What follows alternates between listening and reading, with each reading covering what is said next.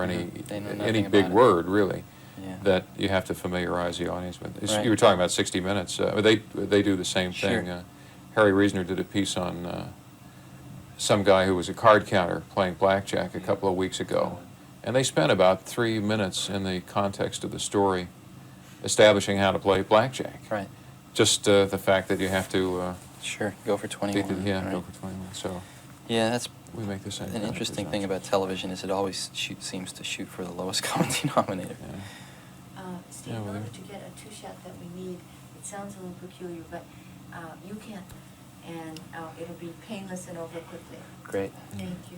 I could embrace him if you wish. No, the reason they take these 2 shots is because they do all of this market research on television, and they go into a shopping center and grab Right.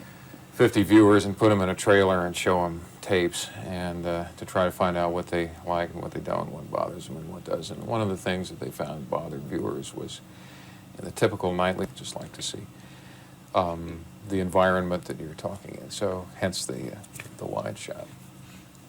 Yes. Is it over? Yes, that painful part is over. Steve, when you began to develop this 5 years ago, what sort of need did you see that existed then that you felt these computers was going to fill? Well, basically, are we actually doing this now? Yeah. Oh, great. The question is really, what is a personal computer? And why is it different than all the other computers that have existed throughout history? Probably the best way to explain that is through an analogy. When you look at the invention of the first electric motor in the late 1800s, it was only possible to build a very large one. And it was very, very expensive, and therefore it could only be cost justified for the most expensive or large applications. And the electric motor really took its next step in proliferation when somebody hooked a long shaft to it and ran it down the center of a factory, through a series of belts and pulleys, brought that power down to maybe 15 or 20 individual workstations, thereby cost justifying or sharing that horsepower among some medium-sized applications. But the electric motor really achieved a true proliferation in the society with the invention of the fractional horsepower electric motor. And at that point, the horsepower could be brought directly to where it was needed on a personal scale, cost justified for a small number of things. And we see the same thing, the same evolution if we examine the history of computing. The first computer, ENIAC, in 1946, was designed primarily for weather and ballistic calculations, very large tasks. And the next revolution in computing was in the 1960s with the invention of what's called time sharing. In essence, sharing one of these very large computers with maybe 40 or 50 terminals scattered through a company, and thereby cost justifying it for medium-sized applications. What we think the personal computer industry is about is the invention of the fractional horsepower computer, something that can be cost justified on the personal level, something that weighs 12 pounds that you can throw out the window if you don't like. And it's really changing the way that people interact with computers. There's a one-on-one relationship that develops between one person and one computer. Now, when you use the term a personal computer, you're avoiding the term a home computer Yes. for a deliberate reason, right? Right. We segment our market really into 4 major segments. Education, professional small business, home consumer, and scientific industrial. Now, the home market hasn't really taken off. It's probably the smallest of those 4 I've listed. We view the home now not as a market really, but as a location in which personal computers are used for a variety of functions sometimes. In other words, you can use a personal computer to do some portfolio management on some stocks. You can use a personal computer to do some educational. Can I answer that question? Sure, We can start yeah. over. Okay, Yeah, you can just pick it up and change we'll the tape while we do oh, that, okay. so. Great. So, and you were, when you grew up, you say, we're still waiting for a Yeah. question then, and we'll pick it up there. Great. Okay, John? And when you use the term a personal computer, you're deliberately avoiding the use of the term home computer, aren't you? Right. We view the home not really as a market yet. We view it more as a location. We sell a lot of personal computers that are used for financial analysis, for education in schools, for running laboratory experiments in universities and in scientific applications. And a lot of these personal computers are used in the home as a location some of the time.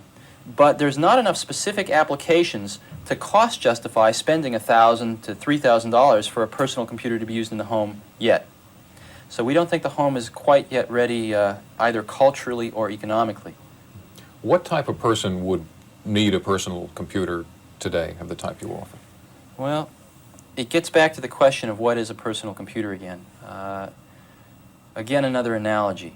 There was an article in Scientific American in the early 70s which compared the efficiency of locomotion for various species of things on the planet. In other words, they measured how much energy it took for a bird to get from point A to point B compared with the energy it took a fish to get the same distance, and a goat and a person and all sorts of other things. And they ranked them. And it turns out the condor won.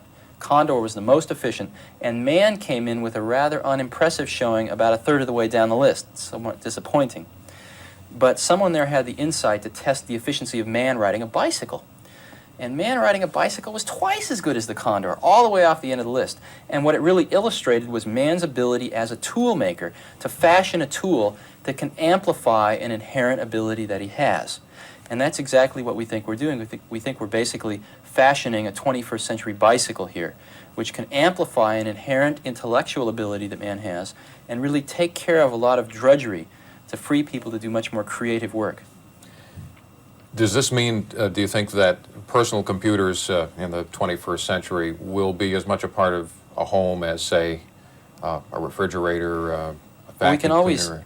We can look at what's happening right now. As an example, in the state of Minnesota, which is probably the leading state in the country, over 97% of the kids that graduate from high school have hands-on experience with an Apple before they graduate. Now, these kids are growing up learning how to use this new tool in many, many phases of their life. They're hitting college, the same thing's happening. And so, very rapidly, the process of the integration of personal computers into the society will be accomplished. Let me illustrate two other processes which have happened in our lifetime very similar to this. You probably haven't used a piece of carbon paper or seen a mimeograph machine in a while. And yet, the first Xerox machine was introduced less than 20 years ago. It'll be 20 years ago next month. And in 20 years, it's radically altered the way that we work. Another process, the HP 35, first scientific handheld calculator, was introduced by Hewlett-Packard in 1972. Well, we all know where that's gone in just 9 years. But another interesting sidelight is in 1978, the largest manufacturer of slide rules in the world stopped making them entirely because the market had gone away. 6 years. So we see that it is possible in our lifetimes for a process like this to radically influence the way that we work and even start to look at life. When you say start to look at life, where is the impact going to be felt most? In the intellectual process, in the day-to-day living process that is running the household, in terms of the way you spend your leisure time? Is there any way to pinpoint one of those areas as being the most likely to?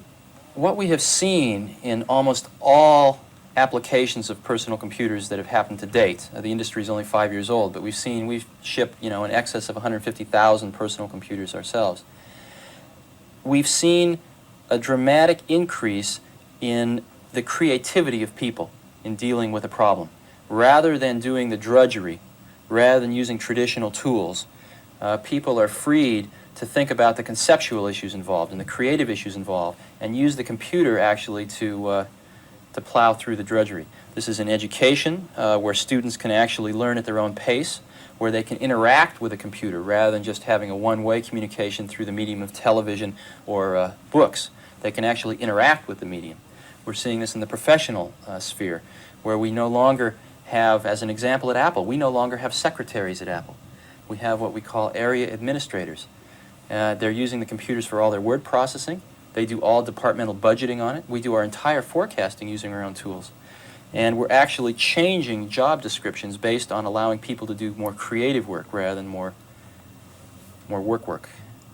You mentioned that the calculators eliminated in at least one case the need for slide rules, that your secretarial job descriptions are changing. Yes. Are there any other major areas that personal computers are going to change in that direction that most people would be familiar with or make obsolete? Well, I don't think personal computers are making anything obsolete in the sense of what people do. I think they're enriching what people do. Again, there is a a common conception that people have of computers, which is more along the lines of 1984. Very large, very centralized computers. And I know the privacy issue is very, very hot in the media these days. But what we're finding is that when people actually see what a personal computer is, they see something that looks, approximately, they can hold it in their hands, it weighs 12 pounds. Again, they can throw it out the window if they don't like it. And it is very decentralized. It's very democratic. And it's something that completely is almost the opposite of the 1984 conception we have. And what we're finding is it is enriching people's lives. It is freeing people to do things we think people do best. Is there any basis for comparing you to, say, Mattel and Atari, or is that like comparing apples and oranges? We describe our business as really making tools and not toys. And we're really interested in providing that bicycle type of tool to the marketplace. I think some other people are more interested in providing an entertainment value, which is valuable, of course, too, but that's not our business. Is there a difference in your technology as well? There's something happening, actually, in the whole personal computer industry with all the serious competitors. Again, this process of integrating personal computers into the society is going to take maybe 10 years to conclude. And we, of course, want to continue to sell more and more and more computers. The key to that will be to make the computers easier and easier and easier to use. And the way that that's going to happen is we're going to be spending more and more of the computer power in the box to adapt the computer more to the way people are familiar with doing things, so that people have to adapt less to the way computers do things. And therefore, it will require a more sophisticated computer. That's the paradox in our industry right now. To make a computer simpler to use requires a more sophisticated computer. That's part of the reason the home market doesn't exist yet, because if you think about it, the home user needs the easiest to use computer, therefore the most sophisticated, therefore one of the most expensive. So we expect prices not to come tumbling down in the next few years, but actually to you'll get more computer power for the same dollar. You might even see prices increase a little. But the computers are going to get dramatically easier to use.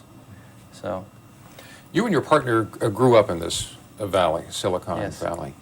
What kind of culture existed here that's led to all of the building that's gone on, all the companies that have been created?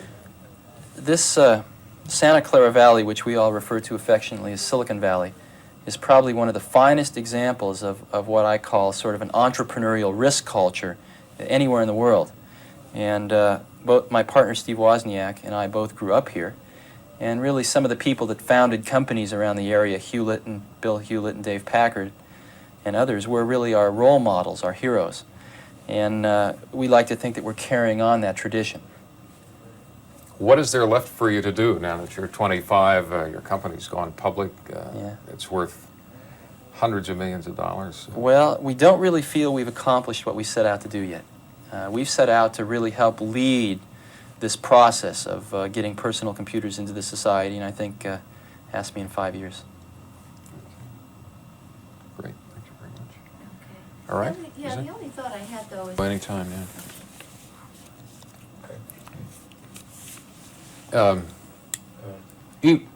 Go ahead. Sure. Even though you and the video game manufacturers really exist in two different worlds, Yes. is the fact that children and people in general are becoming so familiar with the use of these video games and the simple computers that go along with them going to make people more aware of personal computers in the future, do you think, and better able to deal with them? Sure. Matter of fact, it's not even only occurring in the video game area, it's occurring, as an example, with an automated bank teller. People are interacting more and more with intelligent devices, whether it be an intelligent game or an intelligent bank teller or whatever. And you're already seeing it in society now. People are becoming more and more familiar with interacting with intelligent electronic devices. And that's changing things culturally. It's a step along the way. Thank you. Okay, thank you very much. Did you get what you want? Is that? Yeah, that was good, and I think it's doesn't tie you to them, and yet professionally, but I think it does to the idea that Los Angeles, just because there's so much work on that coast, and then the other 5 or 6 months Mhm. you know, in between. other Where exactly do you Iowa. work? What, The do you need first Steve talking, or do you want me to re-ask? Or do you- Yeah. Okay, you don't even need to re-answer. What they'll do is take this and splice it in. Great. You know how it works. So I don't need to talk. Okay, no. Great. Just nod or Just don't something, fall so when they make the asleep. edit, it'll look as if Yeah, you're, make right. some physical motions, but, yeah, all right. I'm going to begin with the re-asks, okay, John? Just gotta have the bag like that. Great. When you began to develop this business 5 years ago, what sort of need for personal computers did you observe? All right. Steve, when you began to develop the business about 5 years ago, what needs for personal computers did you observe then? When you use the word personal computer, you intentionally Okay. avoid the word home computer, is that right? Now, when you use the term personal computer, you deliberately avoided the use of the term home computer, right? What type of person would have a personal computer today? What type of individual would have a personal computer? What type of individual would buy a personal computer today? This was just That's a right. statement. We always get a lot of good answers. There's re-asks here, too. This was just a statement. Okay. Does this mean that personal computers in the 21st century would be as ordinary as, say, a refrigerator?